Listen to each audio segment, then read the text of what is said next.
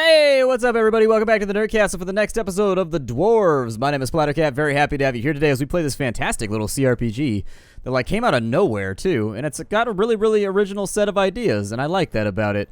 In today's episode, we talked with the king, or yesterday's episode, and now we're headed back to our room for some Betty Bye nap time because we've been traveling for like 1,000 days without sleep, and we're about to be without food too, so that's pretty epic. Pretty interested in seeing what's going to happen when we run out of that. I'm pretty sure it's not going to be good. I'm pretty sure about a lot of things. But then again, anytime I'm sure, I'm pretty. So, you know, I suppose that doesn't leave us with a whole lot of options other than to go to sleep. The wood is inside of here. Sorry, it didn't save before. I quit after the last game, or after the last episode. And so all the stuff you saw in the last episode has still happened, but all the things that I could interact with and whatnot have not been interacted with. Especially not the cheese. Forward to the first proper bed for weeks. Yes, indeed. You undress and lie down. Before you know it, your eyes close and you fall asleep. Where are the dwarf women's at, though? When your new armor is brought to you the next morning, you can hardly believe your eyes. However, as a smith, you can't stand the fact that you haven't contributed anything to it, and decide to add some inlays.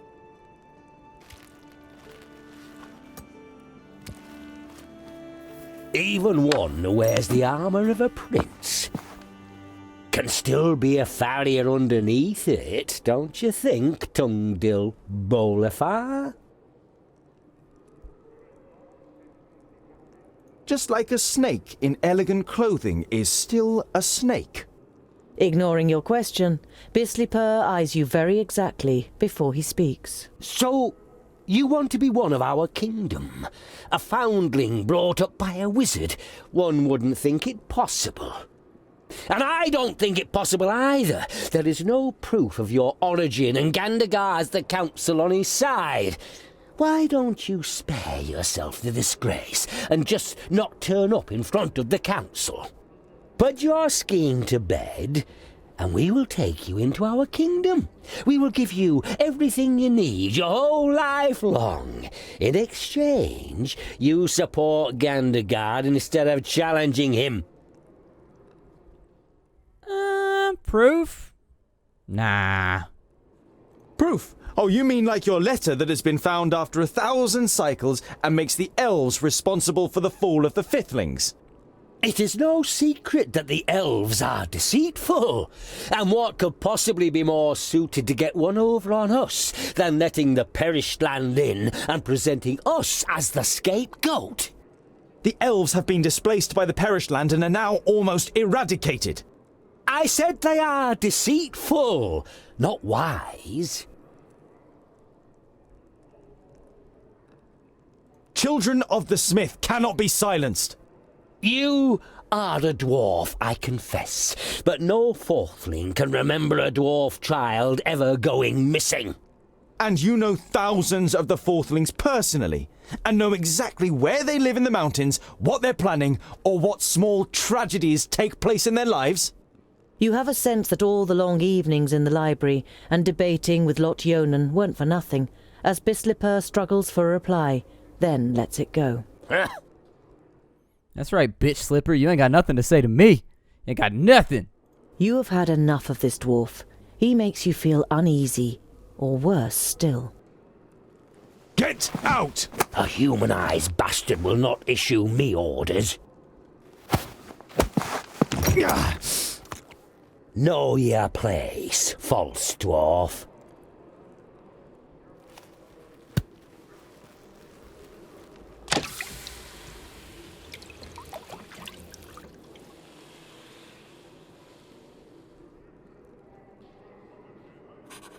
Is that actually on his hand now, or is it only for the video? I can't tell. It's too far off, but I think it was only for the video. The armor has been made by a master. Over the chainmail is steel plate, alloyed with gold in many places, which certainly appeals to you. There are also several decorative elements made of stone to honor its origin in the kingdom of the best stonemasons. You had just finished setting the last inlay, the seal of Lot Yonan, who brought you up and is gone, when Bislipur interrupted you. Oh, yeah, we gotta make our speech. I forgot about that. Speech, speech, speech, speech. I forgot we were gonna do that whole thing. We gotta inspire the people to our cause. The cause That is of... why I, too, lodge a claim to the throne and why I think I am the more capable heir. Thank you for your speech, Tungdil Bolafar. The council may now ask questions.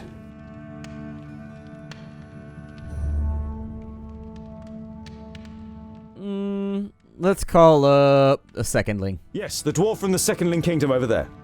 You say that a war against the elves would be madness. But how can such a young dwarf as you judge that? You've hardly seen anything of the world, has he? This is our duty. Let's appeal to everybody's duty. It is true. There is much that I only know from books. But it is written that it is our duty to defend and protect Girdlegard, and that includes the elves. And don't the elves have the same enemy as we do? They could stand by us in battle. Why should we play into the hands of the enemy by attacking them, rather than working against the enemy together? That is true. He's right. The words of a clever warrior. But the pointy is hate us, and we hate them too. What is it they say again? My enemy's enemy is my friend. We'll call up the fourthlings. Yes? Your question? Just so I get this right, you want to forge a weapon that is described in a book of fairy tales from the perished land to kill a demon that none of us has ever seen? I have most definitely seen it. Goimgar, Yellow Belly, Shimmerbeard.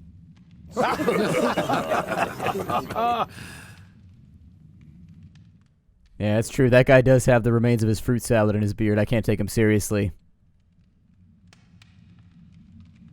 The Maga Andikai the Tempestuous translated the text, and she thinks we could kill the demon with keen fire. So, now we're going to listen to Magi? Are we to risk our lives in the hope that she translated this text correctly and isn't just following her own agenda? I thought it was the Magi's fault that we're in this mess in the first place. I don't know if you can say that, per se. Doesn't this Tungdil grow up with a magus too? Right. You can't trust the Magi. It is their fault that the barrier fell. I don't trust them. Bislipper? Nothing you say will convince anyone here. You didn't grow up amongst us, and no one knows if you really are a fourthling. I do not believe there has ever been a more unworthy heir to the throne of the High King. You are just wasting our time.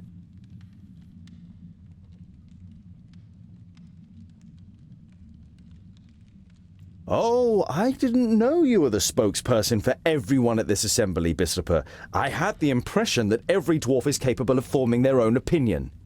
Absolutely. Hear, hear! He's right, you know. Keep out of it, Bislipper. I have heard enough. The council has heard the words of both candidates and must now make its decision. Those of you who wish to see Tungdil Bolafar, the returning son from the Fourthling Kingdom, as my successor, raise your axe. And those who wish to see Gandagar Silverbeard from the Silverbeards, the king of the Fourthlings, as my successor. Gandagar has received more votes. Very good. Ha ha! Excellent! Here's to Gandagar! Long live our new High King! However, the result was not unanimous, and as acting High King, I avail myself of my right to demand a contest between the aspirants. What is this? But he won the ballot. It's the rules. The High King has the right to do so. Respect! He is still the High King. Silence! You have heard the High King's command. Write down your challenge for the aspirants.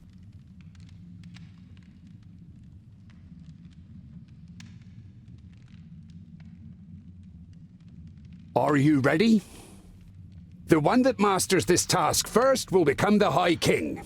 It is an expedition. The trial is to lead a group to forge the axe Keenfire in the Grey Range, which can then be used to fight against the Magus Nod On. An expedition into the perished land? Ha ha! Brilliant! You can't be serious.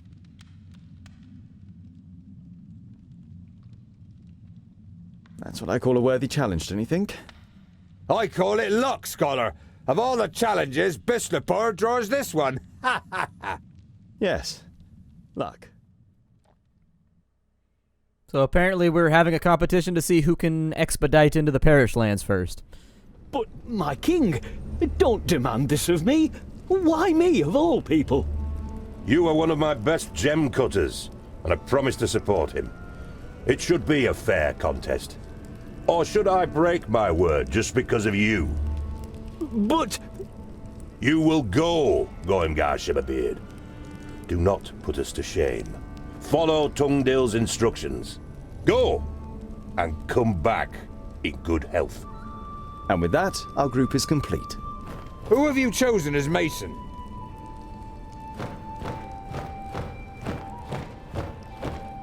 Good day, gentlemen. Bavragar? The old drunkard?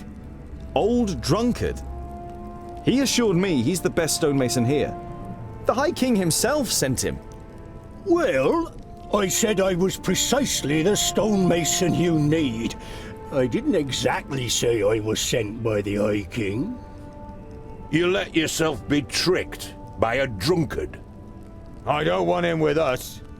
Rest assured, Boindil, I too could imagine better company. But Tungdil gave me his word. Yes, I gave you my word. And as long as you are capable of doing the stonework needed for Keenfire, you are welcome. Girdlegard is at stake here. I wish you no ill fortune, Tungdil, but also no good fortune. The throne belongs to me, and through my victory, Vracus will show the clans.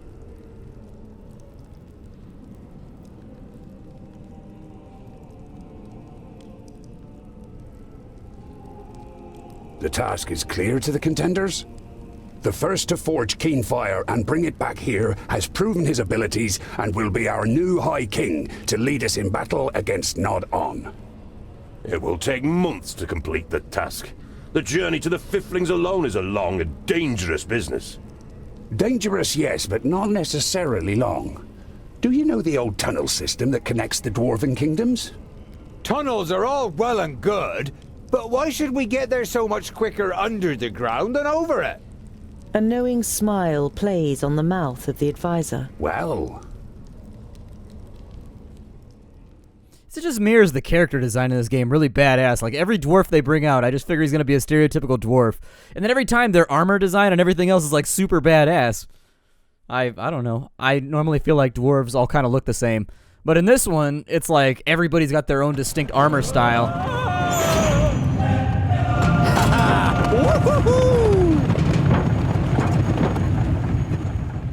Pretty impressive what our forefathers achieved here, isn't it? The kingdoms all work together. If we do the same, nothing is impossible. Hear, hear.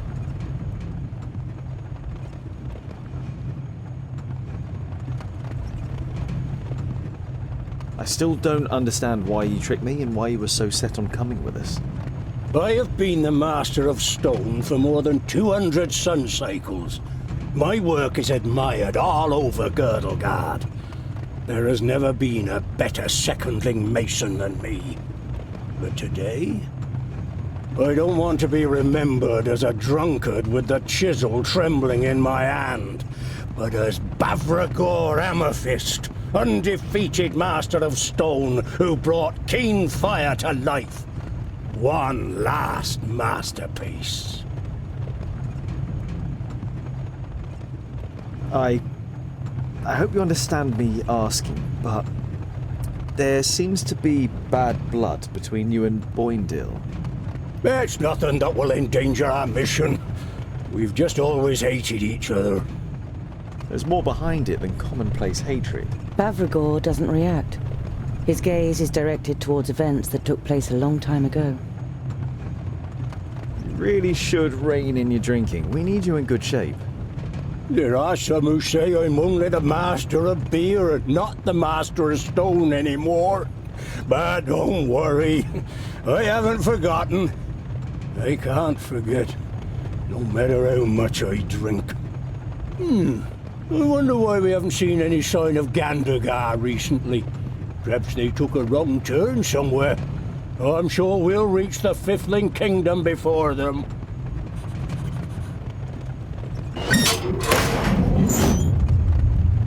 We're not on the way to the Fifthlings. We are on the way to the Firstlings. We're probably already under the land of the Custodian. The Firstlings? Why? The Firstlings have been the best smiths in Girdlegard since the Fifthlings were wiped out. Only they can alloy Tionium and Palladium, which are actually mutually repellent. Anyway, we could use all the help we can get in the battle against Nodon, and...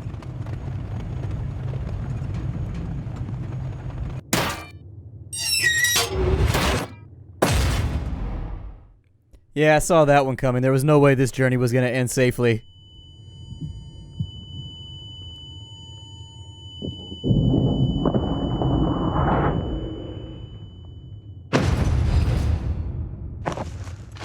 Damn. Goimgar.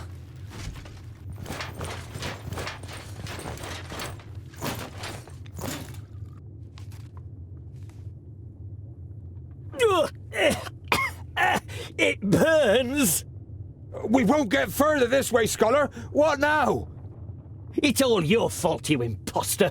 I was nearly killed, and for what? It is good that you are still alive. We need you for our mission. So you can steal a throne that doesn't belong to you? Hatred glints in the gem cutter's eyes, and for a moment you think he's going to attack you with the courage of desperation. I'm not interested in the title of High King. I am trying to save Girdlegard. Even if you don't believe anything else, you must believe this. I don't have to believe anything. I am here against my will. My own thoughts are my only remaining right. Enough! Gather up all the materials we can still save. If we manage to reach the Firstlings, we can get anything we're missing there. And it should be less than 200 miles to their stronghold. Just 200 miles on foot, underground, and possibly in more than likely hostile territory to keep the game interesting? No! After you have gathered together the materials, you begin to search for a way out. And after a sweaty climb, you reach a door adorned with runes.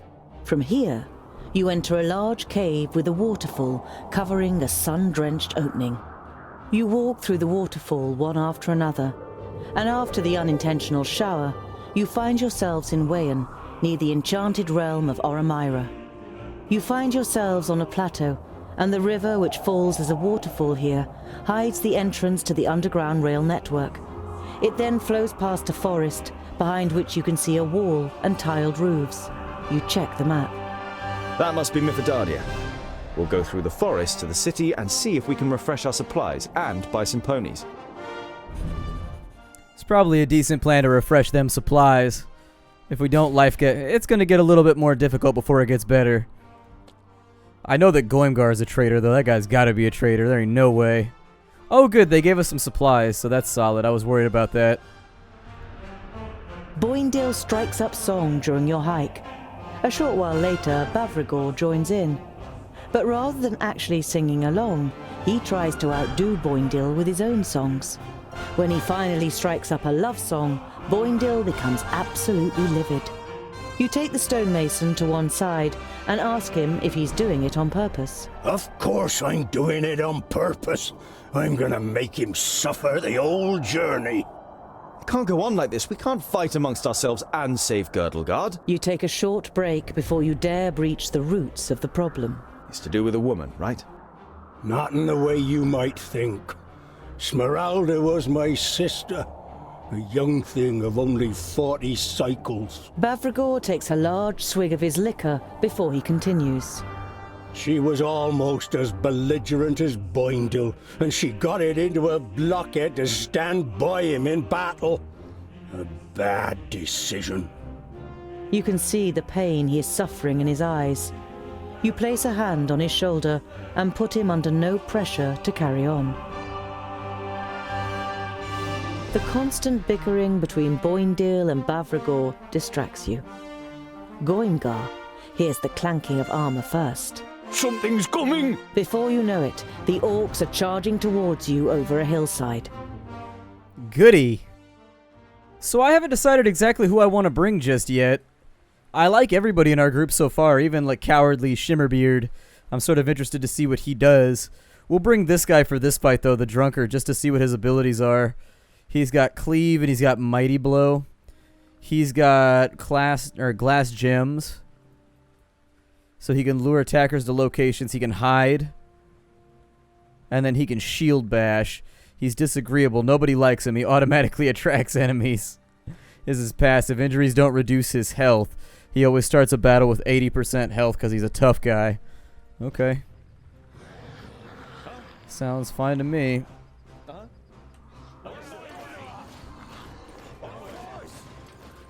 Let's move everybody forward and see what we got going on here. So there's our enemies. Let's form a front. Don't let us get surrounded. Keep the front nice and tight. There we go. If you've got the ability, make them pay. Big old heavy blow right there. Knock a few of them back to keep them up and out of our business. Just keep chopping. He's knocked down. Bowendahl's got a big hit off right there. And then that orc is getting worked on. It does look like there is some variety of friendly fire happening.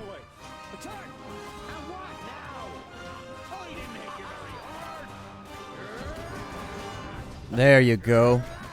Yep, just keep murdering. Everything you can kill makes our life a little easier. You swing around that direction. Give him a little bit of that on one side. Jump and knock them all around a tad. No.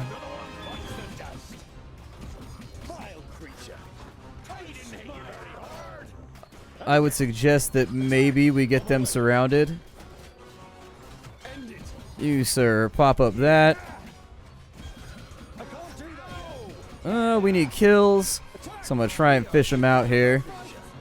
Bavragor, keep swanging.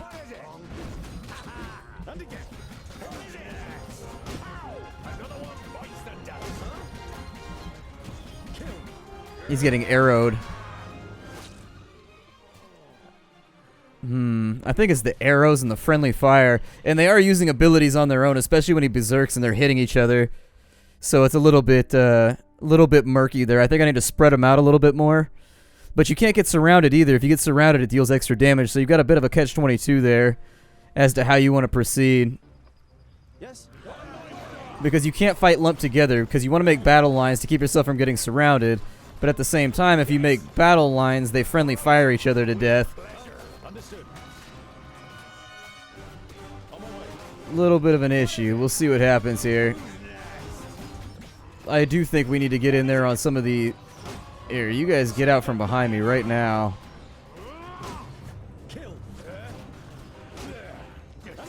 There you go. Just keep chopping. If you got abilities to use, I strongly suggest you utilize them. Just keep hacking through. Every time you do that, one of them dies. There you go.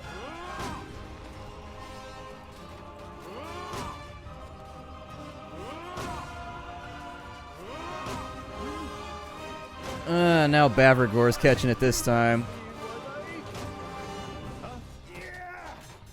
Just keep cleaving. Alright. Yeah, he's catching friendly fire again.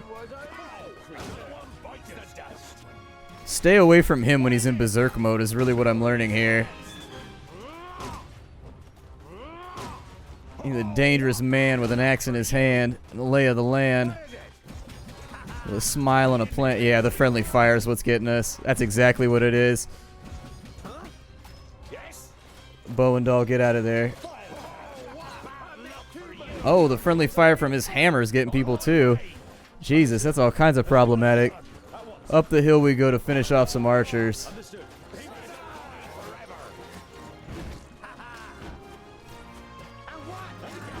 You go over there, do your thing.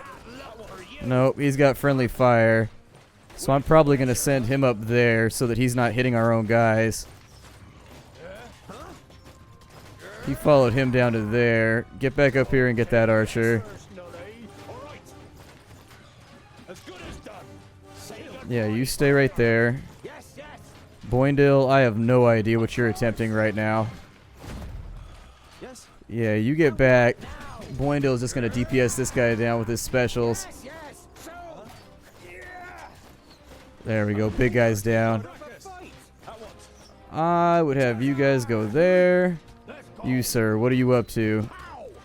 He's hidden in between some stones, but you should be able to get him, I think. You guys need to fall back together and stop auto-attacking. Alright, so we've cleared ourselves. Let's get our health back a little bit, and we'll figure out what our next engagement's going to look like. I'm assuming the exit is over here, maybe?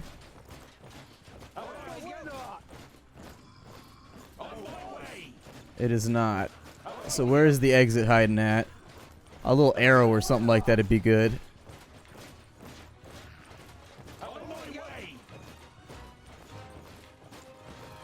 Ah, there it is. And we have a number of individuals trying to block us off. Let's just pull a couple at a time. Keep them as far away from... Oof. Big ol' ass whooping hit right there. Oh, that was an accident. I totally didn't mean to do that. Oh, back up, back up, back up. Yeah, he's friendly firing us. The friendly firing is kind of an interesting choice for a game like this. I'm not sure how I feel about it. Like, it makes sense, but at the same time, it adds unnecessary complications since even their auto attacks friendly fire each other. So it's like, it's a weird game like that where there's like little things in there that are just like, that's a strange decision. There we go. Let him do his thing over here.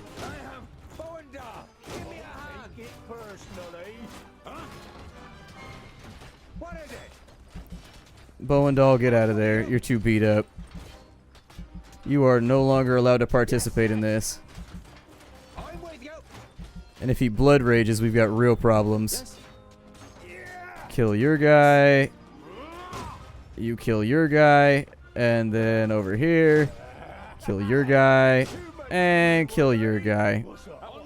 You guys get over there, and then... Boindale, you were the last one to bail on out. Yeah, the friendly fire is a weird thing to contest with. Ah, that was refreshing. Hey, here comes some more. 3, 4, 5, 5 or 6. 5 or 6? Oh, phew. He means 5 or 600. Goimgar turns white as a sheet. That's too many. To the city. Come on.